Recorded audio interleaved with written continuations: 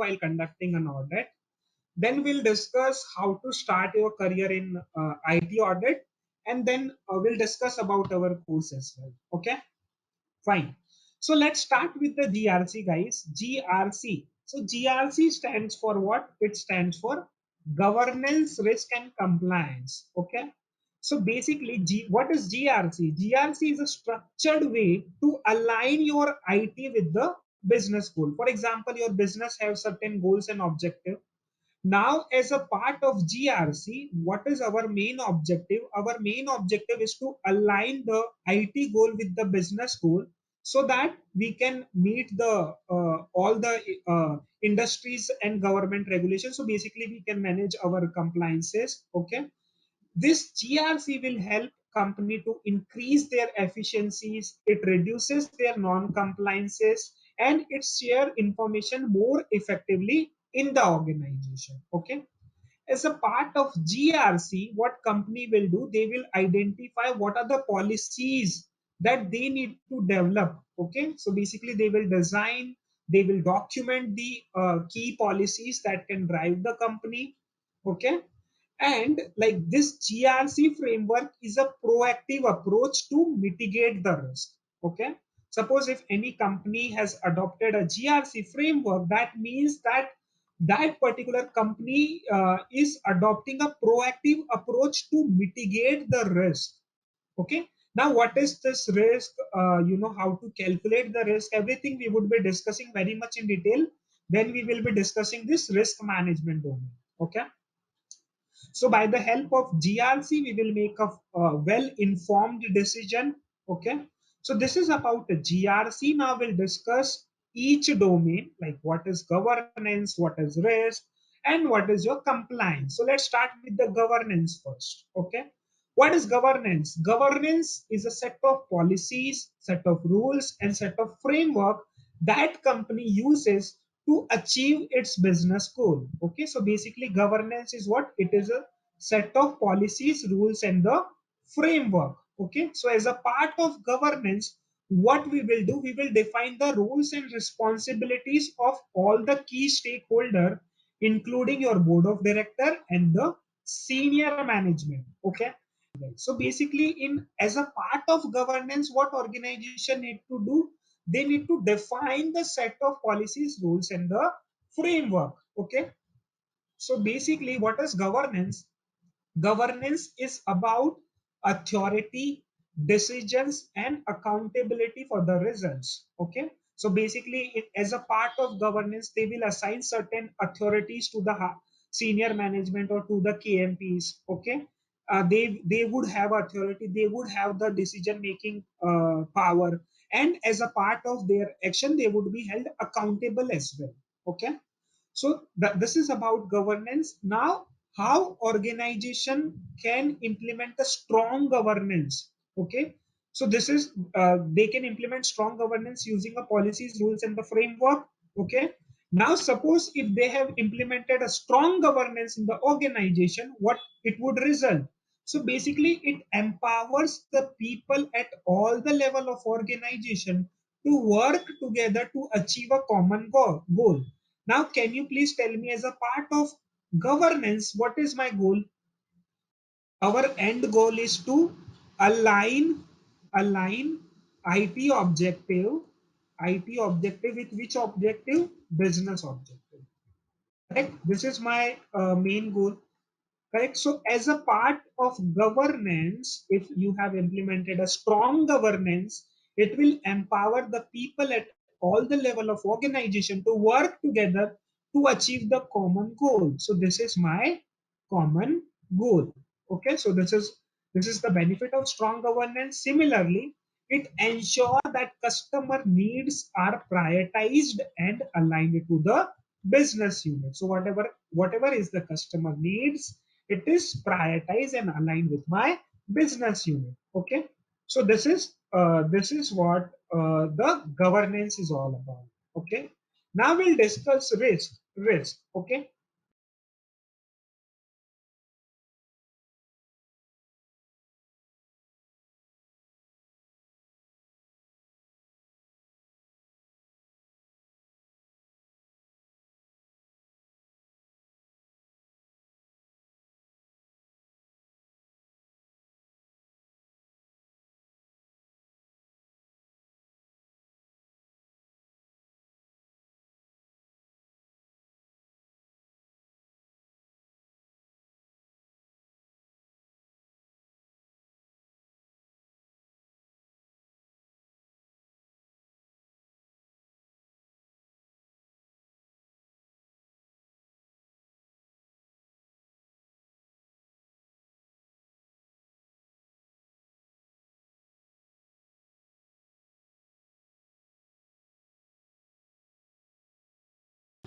So basically, you are like, everyone have their own theory, okay, of understanding the risk. So risk is something that can hamper your business. Okay, risk is a potential event that can harm the company. Okay, that can disturb the continuity of the business. Okay, so that is called the risk. Okay, now can you please tell me this risk? How organization calculates the risk? How do we calculate the risk? Uncertainty of event. But suppose from organization perspective, if we need to calculate a risk, very good answers. I got some responses in a chat that it is a impact or likelihood, or I would say a probability multiplied by impact. Correct? Probability multiplied by impact is I can calculate a risk. Now let's discuss what is the risk management. Okay, we have discussed what is a risk. Now let's discuss what is a risk management. So risk management is about acting proactively instead of reactively. So basically, as a part of risk management, what we will be doing, we will be proactively identifying the risk and we will be mitigating those risks. So that is what called the risk management. Okay, it is the actions of organization takes to the control as best as possible and future results in the outcome. Okay. Now, next is effective risk management aims to reduce the possibilities of risk emerging and mitigate its potential impact on the organizations and its productivity. So basically, as a part of risk management framework, what I would be doing is I would be reducing the possibilities of risk and I will try to mitigate the impact. Okay, so this is what I would be doing. Now, suppose if I ask you what are the steps of conducting a risk assessment, so these are the steps for conducting a risk assessment. First, we will identify the critical asset. Okay. My first step is what? Identify the critical asset. Then, okay. So, vulnerability is weakness. Okay. Or threat means something that can Danger. exploit the vulnerability. Correct? That can exploit the vulnerability. So this is what we have learned in theory. Okay, this is threat, then this is vulnerability. So first we will identify my critical asset, then for each critical asset I will identify the threat and vulnerability.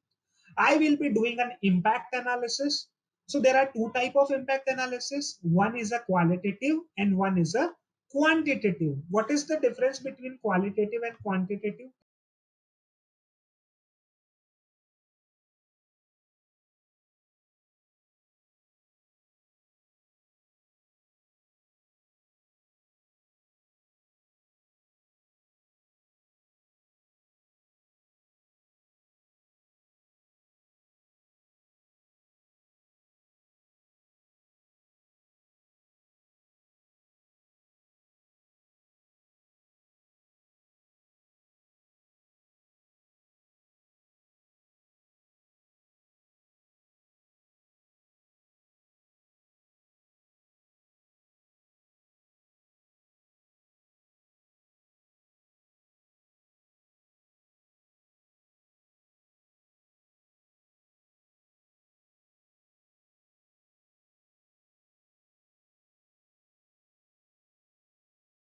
Yeah, so basically, qualitative means what? That is something which is subjective. In terms of risk assessment, suppose if you are doing an impact analysis using a qualitative approach, then we would be using that this risk is either high, medium, or low.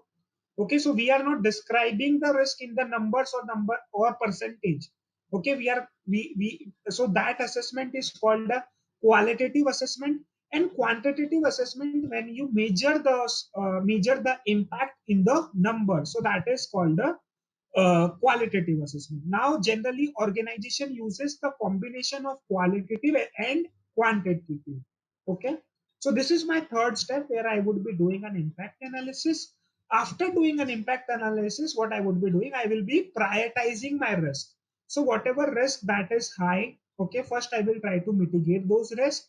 Whatever risk is medium, I will mitigate those risks after high. So likewise, I will prioritize my risk, and then whatever risk that is not treated currently, that I will document as a part of risk treatment. Now, whatever we have discussed till now, this is what? This is a theory.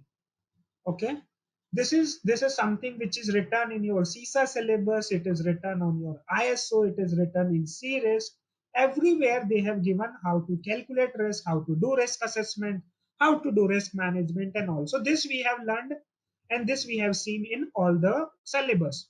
But what about practical life, guys?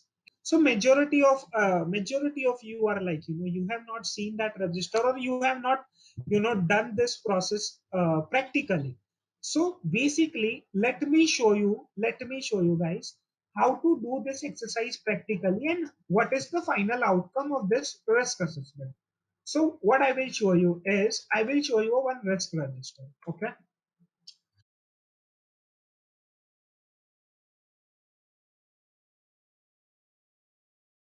Just a minute, it's opening. Okay, guys, so this is my risk, this is my risk register. Okay. As a part of this risk assessment, once organization conduct this entire process, the final outcome of this process is what? It is your risk register. Okay. As you can see on your screen, this is a final outcome of the risk assessment. Okay. Now, in theory, what we discussed, how we will conduct the risk assessment. My first step is what? Identify the critical asset. So this is my first step. So in the risk register also, you can see, first organization has identified what? They have identified the critical asset. For example, Oracle server is my critical asset. Okay. And here we are discussing the physical asset. Okay. This is my critical asset. Now, against this critical asset, what is my second step? I will identify the threat and vulnerability. Vulnerability is what? It is a weakness. For example, suppose if you don't have sufficient fire protection system, it can cause a fire in case of short circuit. So this is my vulnerability, this is my weakness, and this is a threat. Basis on threat and vulnerability, what I would be doing, I would be forming a risk statement. Okay, so this is my risk statement.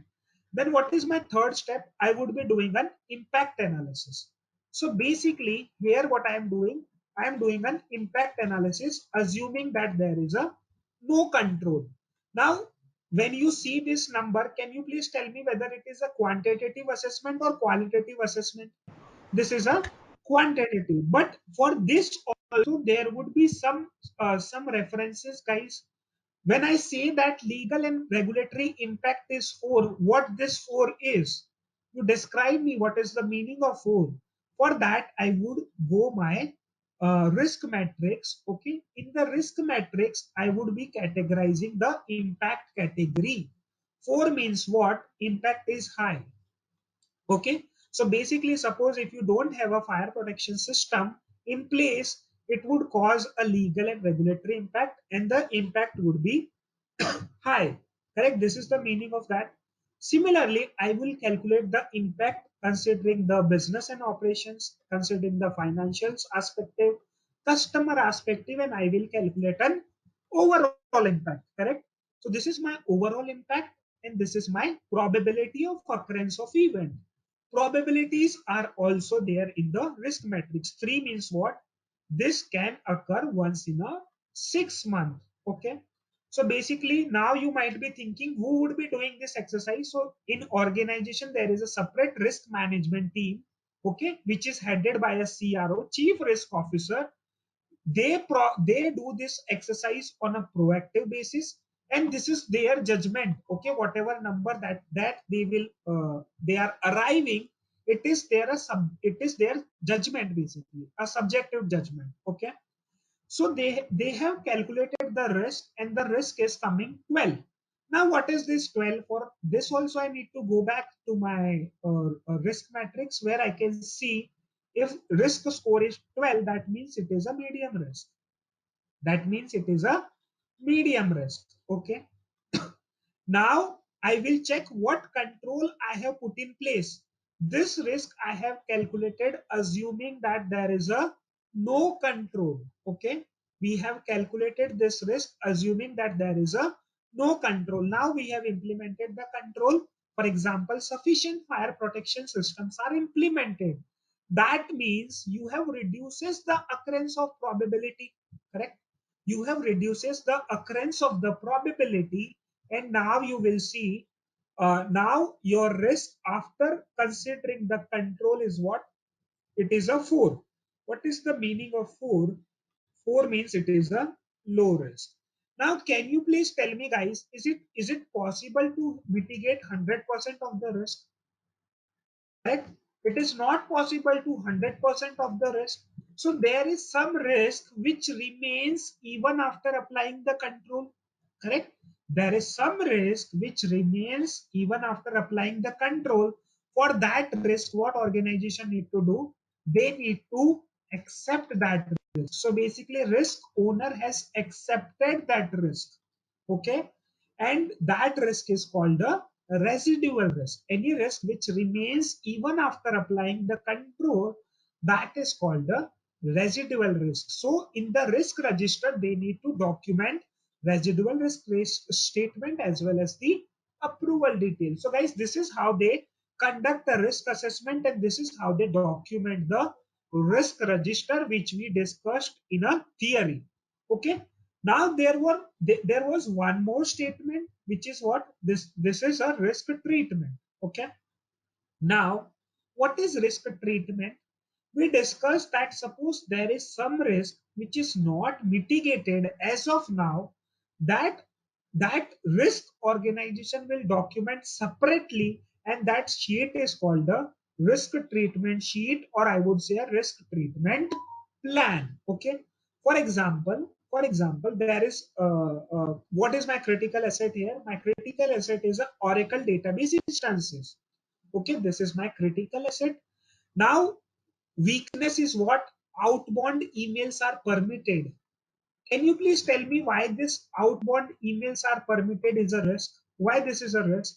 Suppose if organization has permitted an outbound email where user can send email outside the domain, basically it would result in the data leakage, because any employee can send email outside the organization, and suppose if you don't have implemented necessary control, your sensitive data can go outside the organization. So this is my risk statement. Correct? Now I will calculate again the impact. Okay, I will calculate the probability and I will form a risk score. So it is a 16, correct? So against this risk, currently organization has not implemented any control. So that is why there is one column of proposed control. So this is a proposed control that they will implement in the future. For example, DLP is a solution, data leakage prevention solution, which is there, which will prevent those outbound emails. Okay, so this is a tool. Currently, this tool is not there, but organization has identified this risk. As of now, they have accepted that risk. Okay, as of now, they have accepted that risk, and the risk owner approval is also taken for the same. So this is my risk treatment plan. So here, if you will see the risk before control and after control, both in both the scenario, risk score is same, because currently we have not implemented any control. Correct? Currently existing control is not there, that is why risk score is similar. Okay, so this is how they will document a risk register. This is how they will calculate the risk. This is how they will identify the risk. So basically, from this example, I explained you how this is done in a real life. The risk management, how it is done in a real life. Now we'll see the third domain, which is my compliance. So basically, what is compliance? Compliance means adhering to the rules, laws, and regulation. Correct? This is what we do as a part of compliance. So basically, there is a compliance department in the organization who look after all the compliances. Okay. So as a part of GRC, what compliance will do? They will implement a procedure to ensure that business activity comply with the respective regulations. Okay, internal auditor are a third line of defense, and the process owner is a first line of defense. Okay, and the second line of defense is your compliance department, or I would say a risk department. So they are a second line of defense. Okay. So now there are different areas of a compliance within the organization. So basically, there are internal compliances, there are regulatory compliances, there are corporate. So basically, as a part of compliances, they will ensure that internal compliances are followed, regulatory compliances like the external laws and regulations are followed. Okay. So this is what we do as a part of compliance. So this is an overview of GRC, guys. Okay, this is an overview of GRC where we had discussed what is governance, what is risk, what is compliance. Okay. Now I will give you an overview of audit methodologies as well. Okay. Suppose if you need to conduct an audit, okay, what audit approach you would be following, what would be your audit methodologies, this we will be discussing. So, whenever you will conduct an audit, your first step is what? Understand the context. For example, suppose if you need to do an ITGC audit for InfosecTrain, okay, if you are appointed to conduct an ITGC audit for InfosecTrain, then first what you will do, you will understand the business of InfosecTrain, what this entity is doing, okay, who are the members, and what is their business. So everything we will do as a part of understanding the context. Okay. Now, once we understand the context, once we get to know about the business, what we will do, we will do a scoping and the planning for the audit. Okay. For example, suppose if you need to conduct an ITGC audit, then you will ask how many applications are there, how many systems are there, what are the tools that you are using. Okay, so basically you will be doing your scoping and the planning, and as a part of scoping and the planning, you will raise the initial data requirement list and you will prepare your RCM, which is risk control matrix. Okay, what is this IDR and RCM? This we will be discussing, like, this is something which is relevant for all the audit, whether you are performing internal audit, IT audit, or non-IT audit, whatever audit you are performing. Auditor ask data through IDR, basically a data requirement list, and then he will prepare their RCM where he will identify the risk controls in the matrix. Okay. Now, third step is what? He will be doing a control design walkthrough. So basically, as a part of control design, he will check the policies and procedure document which are there. Okay. For example, guys, do you know these two terminologies which are very important? One is TOD and the second is TOE. Very good. So basically, TOD stands for test of design and TOE stands for test of effectiveness. Okay. So as an auditor, first what you will do, you will check the design level control. For example, your policies and procedure, they are something which is called a test of design. If they have defined the policies, if they have defined the procedure, that means design is proper. So first auditor will check the design, then he would be checking on effectiveness as well. Okay, so to check the effectiveness, he will take some sample. Okay, so he will perform a sample based testing. After performing a testing, he will identify the gaps. After identifying the gap, he will discuss the same with the auditees. Okay, he will both auditor and auditee will discuss the gap and they would be on the same page. Once it is done, they will issue a draft report. Okay, in the draft report they will mention that whatever observations which is there. Okay, so they will highlight the observation, then they will be doing a closing meeting with the stakeholder, and then they will issue a final report. Okay, so this is how the audit is conducted. Now this audit methodology is applicable for all the audit. Okay, whether we are doing an internal audit, external audit, ITGC audit, non-IT audit, whatever audit we perform, this is something which is standard. Okay, so this is an overview of audit methodology, guys. Okay, now I will tell you the importance of what information system audit or maybe IT audit. Okay, why, like nowadays, why this IT audit is so much important. Okay, you everywhere you would be seeing this that there is a boom in information security audit, or there is a lot of boom in GRC audit. Why it is? So basically, if you can see, like any industry, whether it is a banking, insurance, broker, telecom, mutual fund, NBFC, they need to conduct a cybersecurity audit. Now, all these audits are even mandatory. For example, for banking, they need to follow the RBI guidelines. They have nowadays they have mandated them to conduct this audit, cybersecurity system audit. Then you might have heard about the VAPT, which is vulnerability assessment and penetration testing. Okay. Now there are other audit like IRMS, investment risk management system audit, your ISMP, UIDI audit. Likewise, there are a lot of audit like pre-implementation, post-implementation, policy drafting, BCPDR conduct. So basically, through this slide, I just wanted to highlight on the importance of information security audit or information technology audit in current scenario. Okay, so all organization need to conduct this audit mandatorily. Okay, and basically this audit is conducted by an IT auditor who is a CISA certified, maybe a CISM, CISA, CISP, or if you are CA plus DISA, then also you can conduct this audit. Okay, so this is about that.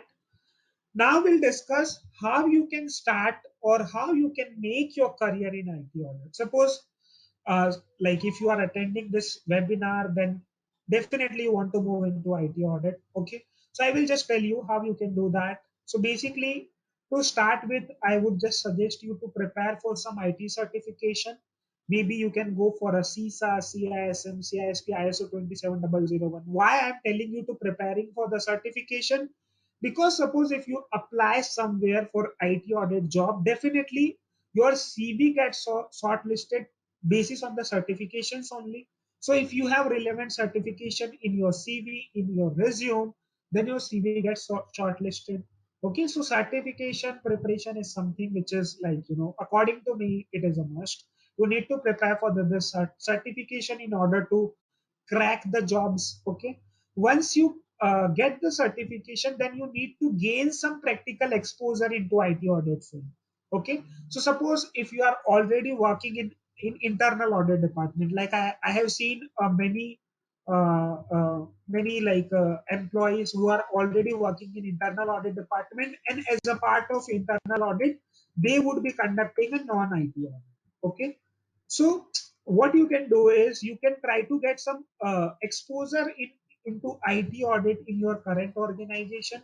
If you are working in internal audit department, okay, you can ask them that I have done a certification, I have a relevant knowledge, and now I want to do some IT audits. So you can ask in that way. So basically, we need to gain some practical exposure. Okay, and or what you can do is you can attend seminar, or like you like why we have designed this course, guys. Basically, why we have come up with this information system auditing, a practical online course, because we have seen in the market there is a lot of gap. Like people, there are people who have done CISA certification, who have done ISO certification, who have done CISM. Okay, so they know the theory. Okay, but what they don't know is how to apply this theory in a practical lives. Okay, suppose if I ask them to conduct a audit, if I ask them to conduct an ITGC audit, they don't know how to conduct this ITGC audit. So there is a gap between a theoretical knowledge and the practical auditing.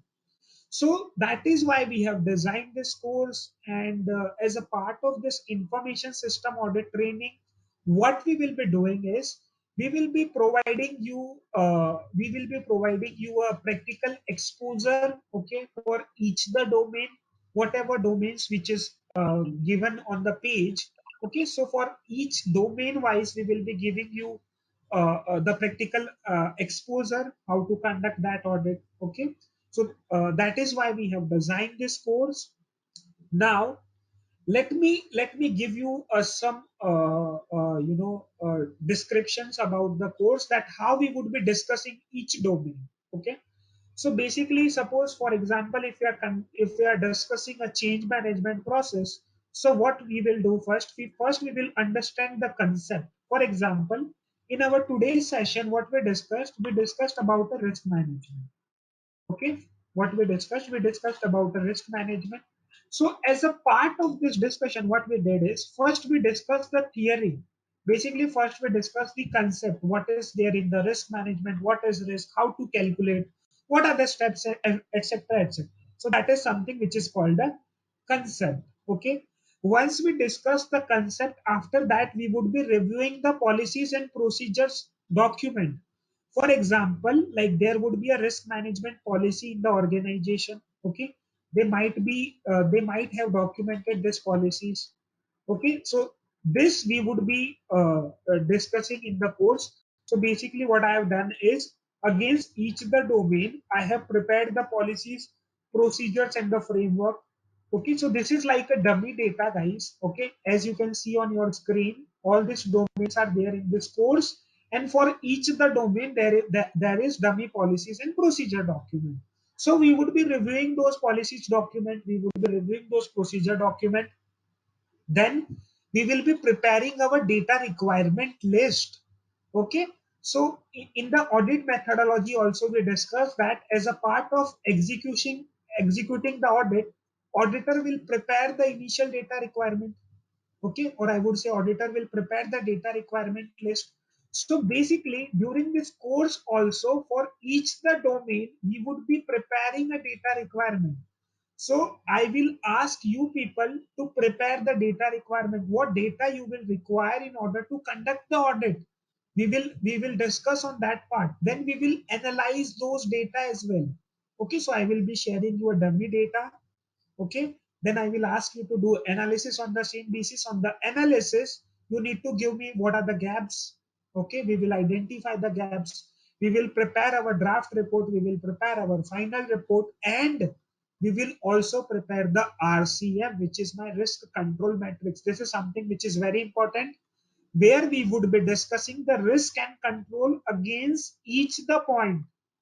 Okay, so this is how we have designed this course, the entire practical approach course, so that suppose if you want to gain a practical exposure, you can gain the same using this course. So my objective is this. So after this course, you can conduct an audit independently. Okay. So yeah, this is about our course. Okay.